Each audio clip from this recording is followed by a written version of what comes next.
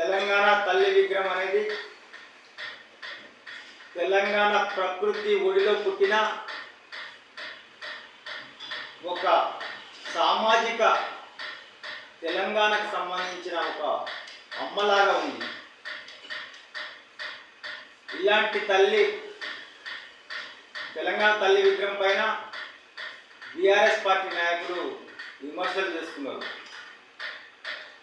తెలంగాణ సమాజంలో బడుగు బలహీన వర్గాలు, బీసీలు, ఎస్సీలు, ఎస్టీలు, మైనార్టీలు వీరందరికీ చెందిన ఒక మాతృమూర్తి కళ వ్యవసాయ ఆధారమైన తెలంగాణ రాష్ట్రంలో ఒక సామాన్య మహిళ తను ఉద్యోగాలు చేస్తే ఎలా అయితే కుటుంబం కొరకు త్యాగం చేస్తుందో, పిల్లల కొరకు, పిల్లల భవిష్యత్తు కొరకు ఎలా అయితే త్యాగం చేస్తుందో, వ్యవసాయానికి సంస్కృతికి అద్దం పట్టే విధంగా ఉన్న ఈ తెలంగాణ ప్రకృతి ఒడిలో పుట్టిన తెలంగాణ తల్లి విగ్రహాన్ని తెలంగాణ 4 కోట్ల ప్రజలకు ఒక దిక్సూచి, అలాంటి విగ్రహం పైన